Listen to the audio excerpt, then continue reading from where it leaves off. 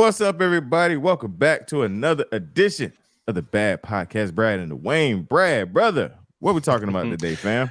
We're going to talk about windy roads. All right, I got a Mm. quote from Robert Warren Painter Jr. Good things are coming down the road. Just don't stop. Just don't stop. Let's get it, y'all. Hey, good job, guys. Good job. Mental battles. Mental battles.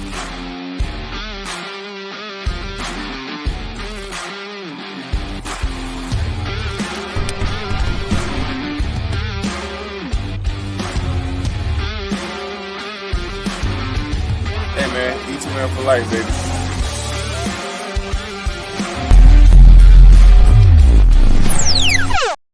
What it look like, what it be like, what it do. Back in the building with my brother Brad, man. Another episode, man. We are on our set schedule, so that's why we're smiling so big, because we don't have to worry about figuring out and working out and all those things, man. We're super excited to be back in here, man. We want to shout out you guys for checking us out. We love to hear from you. We love it so much. Every time you tag us and you send us messages, you post it, all of the things, man. We really appreciate it.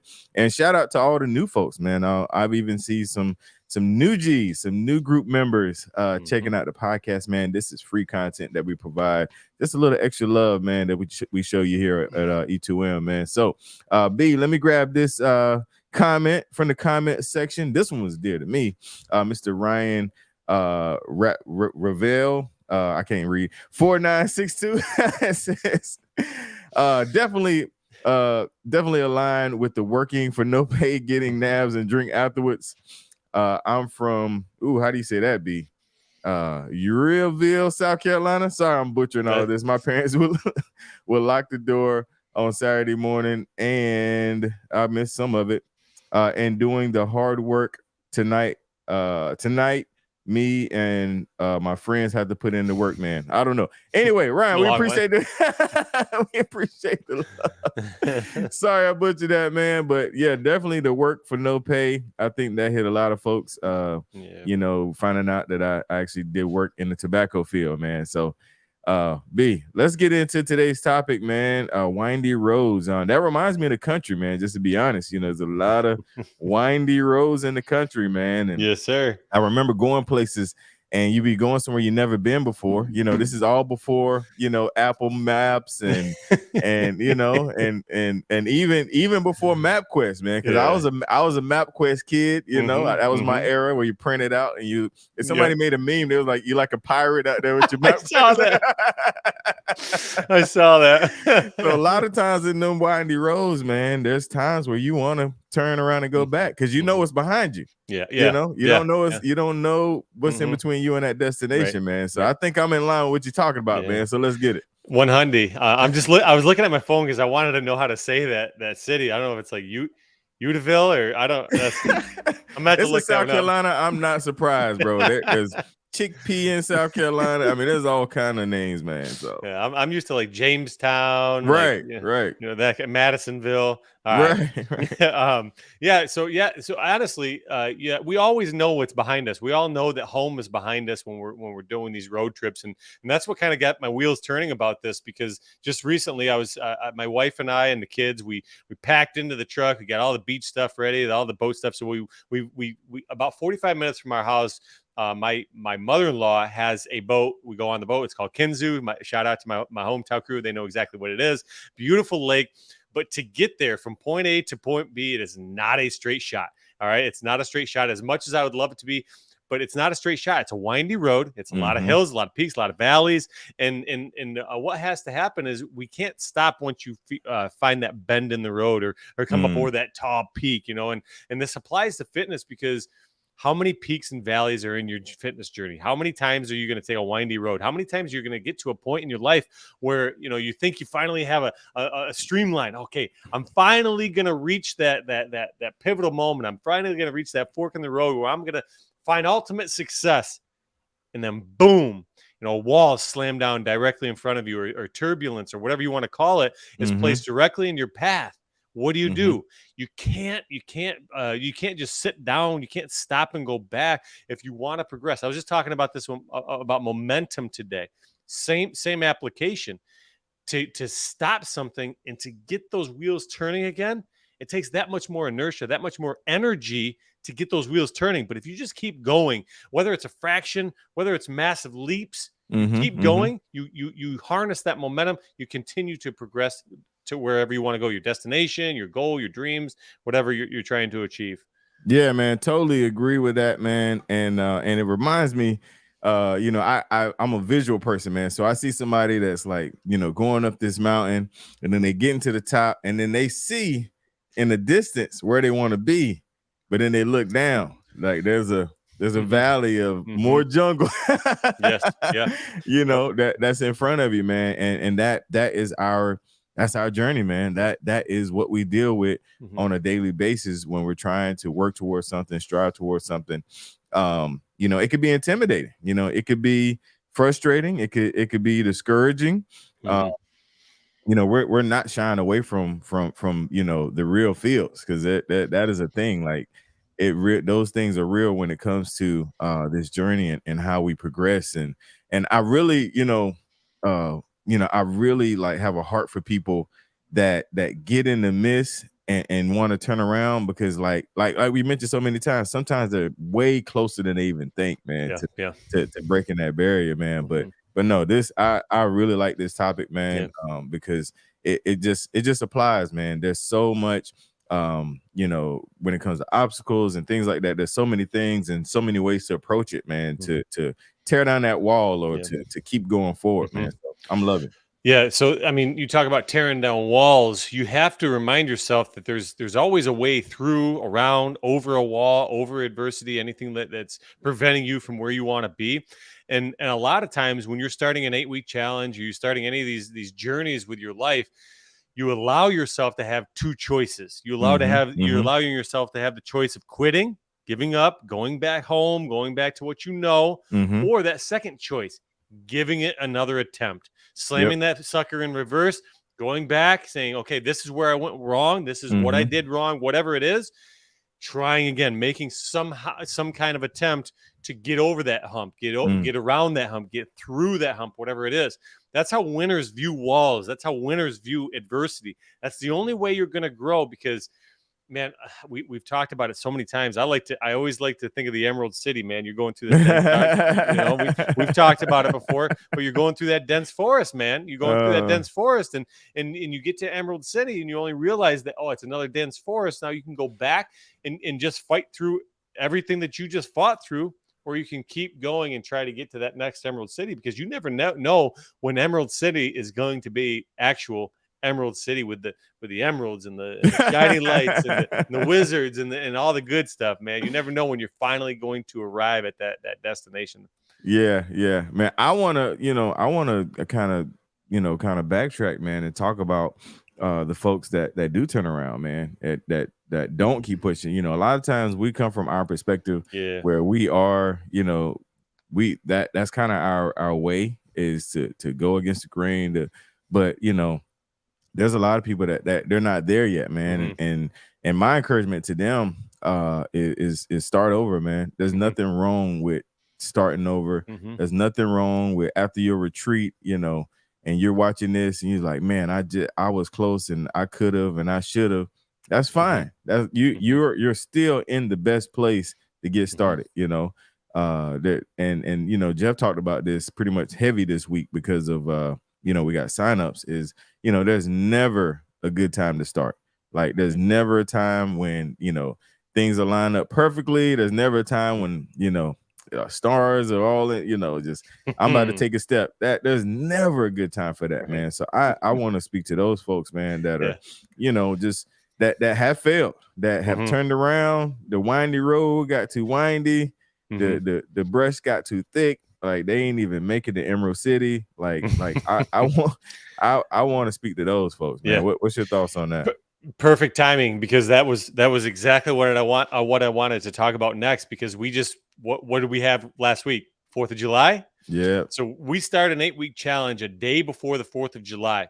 Yep. And what happens is we create this image in our minds of what 4th of July is, and what a holiday is, and what a class reunion is, and what a birthday party is. And I got to have some cake.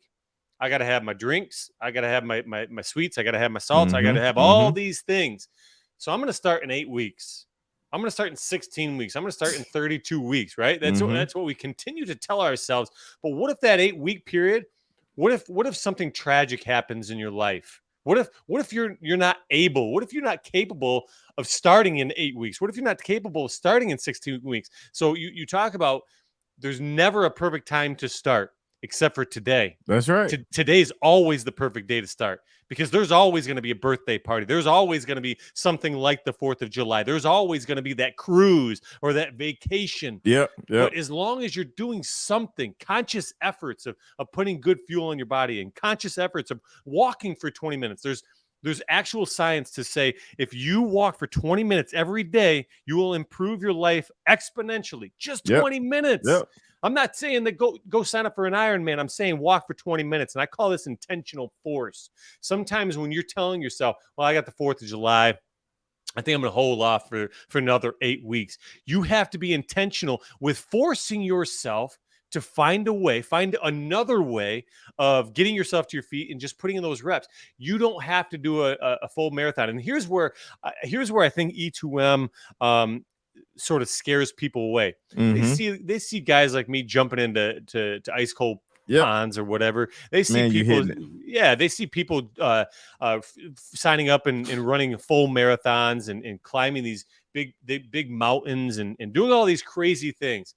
That's not what E2M is. E2M is the basics, man. Putting good fuel in your body, going for a walk for 45 minutes every other day, doing some exercise, whether it be some jumping jacks, some squats, some flutter kicks, some planks. Yeah, are they going to be hard? Yeah, but what's happening is every time that you put yourself in these hards, everybody has a different level of hard. Mine, it might be a little bit higher than most, and that's why I do all these crazy things. But every time that you put yourself through that hard, what it's doing is it's reinforcing your adaptability. It's strengthening your adaptability. And to grow, you have to be able to adapt. And if you're not able to adapt, you're not able to grow. If you're not able to grow, you're not able to tap in and max out on a full life experience. Yeah. And that's what I found, B. And I discovered that last week during signups that that is why my because I recruited a lot of people, like and I know you have too, but like I think the reason why my personal numbers are down is because they see me bench pressing 105 pounds. They see me with all the workout videos, and they see me now, and they think that is what E2M is. And I have to remind them, the people I actually get to talk to, that's not what E2M is, man. E2M meets you where you are. Right. It like meets you where you are, wherever you are in your fitness journey, wherever you are in your life, wherever you are in your lifestyle. That's what E2M is, man. It's the most adaptable program ever. When I get to talk to people, I can get them there, but I understand the perception. I understand, like you mentioned, you'd have had the Ironmans and the marathons, and and that's just to be transparent, man, because the numbers are kind of slow. I think that's what's happening is our clientele is advancing and they are growing and they're getting better, especially those that have influence in their the areas. And so that them showing where they are now may be kind of turning people off or making people feel like I'm not ready for that. I'm not ready to go to the gym. Like that's the first thing one guy told me, was like, man, I can't go to the gym. I was like, bro, I did my first 3-4 rounds without touching the gym, bro. Like, my first 3-4 rounds, I never left the house. It was pandemic. Like there was no choice. And I still lost, over 50 pounds, and I still did this and still did that. But he didn't see all that, all he saw was me going to the gym every day. He saw me on the bike, on the tread, like I can't do all that, man. So, I think that aspect of it is just something we have to remember. Even for those that are watching this YouTube, man, you watching this channel, man, we are Brad's way more extreme. Make that clear. Way more extreme. But we are a little advanced in our fitness journey, but that don't mean we can't relate. That don't mean we can't, motivate you. That don't mean we can't say something that applies to where you are now. And that don't mean that we're not here to get you where we are. If that's your goal, if that's not your goal, we're here to get you wherever that location is, man. So that I'm glad you brought up that point, man, because I definitely didn't notice that. Yeah, well, I think E2M can be used as a microcosm or a blanket, however you want to look at this, but it can be used as E2M in 2018, I think it started. In 2018, when E2M started, it was brand new, it was fresh. But as E2M evolved and where we're at today, I've been on the program since I was since 2018.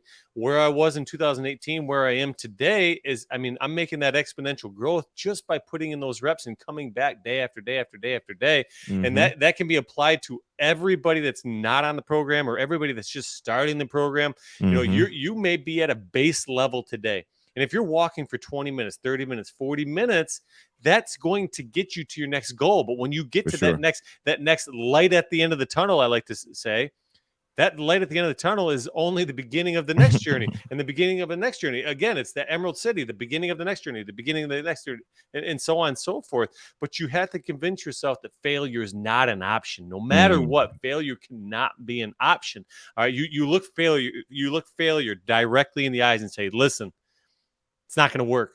I'm not going to be consumed by failure. No matter what I do, no matter what kind of adversity is placed in my life, all right, I'm set out to do something. I'm going to finish. I'm going to finish this 8 weeks. And then I'm going to reset the bar. I'm going to finish that 8 weeks. Then I'm going to reset the bar. I'm going to finish that 8 weeks. And you're talking about these 105-pound dumbbells. That's big boy stuff, dude. That's nothing to mess around with. But you weren't doing that when you first started. No I way. wasn't running an Ironman. I never even knew what an Ironman was in 2018. Right. Dreaming about doing half marathons all 50 states before I'm 40, 45 years old. Like that's 5-10 years from now.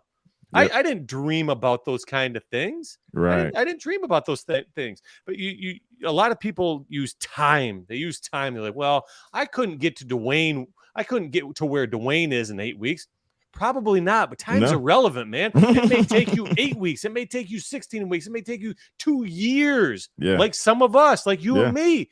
But at some point, my dream is going to become a reality because I didn't allow failure to be an option for me. Boom, period, done. Yeah, man. Set match, man. Yes, sir. No, that's spot on, bro. That's fire.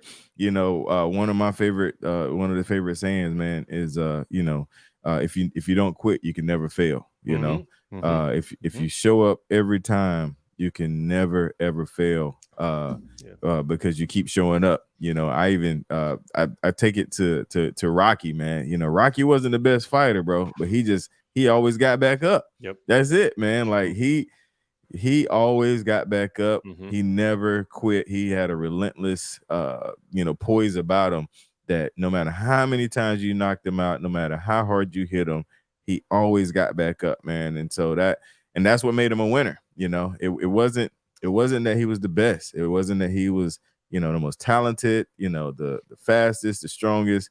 He just never stopped, never quit. And that in itself kept him from being a failure for sure. Yeah. I want to say this because it sparked something with the whole Rocky thing.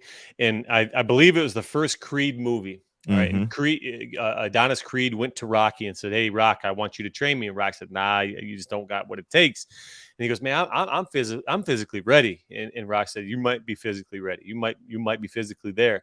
And Rock finally came to and says, "All right, I'll train you, but this is the first thing we're gonna do." So they walk in the gym and they walk by the first ring. Adonis is like, "Hey, nobody's in that ring." Said, "All right, that's okay. We're gonna go face your opponent." They walk by the second ring. There's nobody in that ring, and Adonis says, "Hey, there's nobody in that ring." So they walk by the third ring, and he's like, "Hey, where are we going?" So they get all the way to the end of the gym. What's at the end of the gym? A mirror. A mirror, right? He says, "You look in that mirror. That's your greatest opponent." And I think that's what we have to remind ourselves on a daily basis. Is a lot of times we get in our own way. We start materializing all these big adversities in our head or these excuses in our head or whatever it may be, and we talk ourselves out of going out for a 45-minute walk, going out and doing a circuit, doing whatever it is, because we allow ourselves to be consumed by our thoughts. Okay. We have to get our thought process. We have to get our mentality, our mindset to that winner's mentality. And that winner's mentality is, hey, one day at a time, one step at a time. I'm going to overcome anything that's going to be placed in my way. No options mentality. That's what Andy Frisella says. I'm gonna find a way through, find a way over, find a way around. Period. That's right, man. Good stuff. I think that's a good one to end on, B. That's Let's a do good it. one to end on, Yes, man. sir. Super dope point. Definitely knows a lot of jewels dropped during this one, man. And I know the people are gonna love it for sure. So let's get into this last segment. The Do You Know? And it's your turn this time. So let's That's my get it. turn. Do you know? All right, B, this week, do you know what you got for us? Hey guys, so as we know, the Eager to Run platform is up and running. I'm really excited to drop this news. Eager to Run Lakewood 5K coming at you July 30th. Pre-registration is open now. Pre-registration is open now. That gets you a T-shirt. That gets you a gold medal. That gets you a free drink at a local brewery. That gets you exclusive access to our after party. It gets you all these goodies. But that ends 7/16, July 16. All right, 716. That's where we're going to be at. 716. That's where we're going to be at. So that's when we're going to end the pre-registration. You can still register all the way up to the date of the event, but you won't be guaranteed a T-shirt. You won't be guaranteed a medal. But if you register by 7/16, you will be guaranteed those prizes. So Eager to Run Lakewood registration is open. We're excited. This is like our inaugural in-person 5K. In-person 5K. It's our first ever. So I'm really excited about this, man. All right, man. We're kicking it off. We want to be a part of the very first one. All the information will be located at eagertorun.com. Make sure you hit that up and get registered, man, to come out. I'll be there. So that's a reason in itself just to come, man. I'll be there, man. So hey, we're gonna bring the crew, Dawain. So you're gonna be there. I'll be there. Jeff will be there. Crazy T, DJ Crazy T. Yeah, man. The hot beats. Who else is gonna be there? Alicia. I think Alicia is gonna be there. Yeah, I think Alicia is on it. Yeah, man. So we're gonna.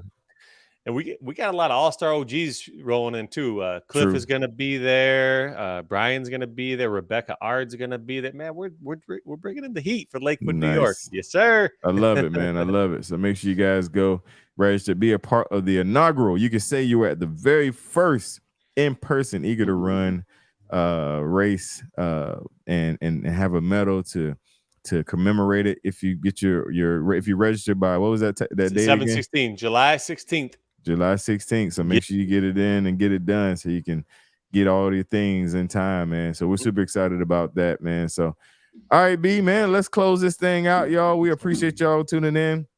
Please make sure you continue to share this podcast, man. Let friends and family know about it. Share this YouTube.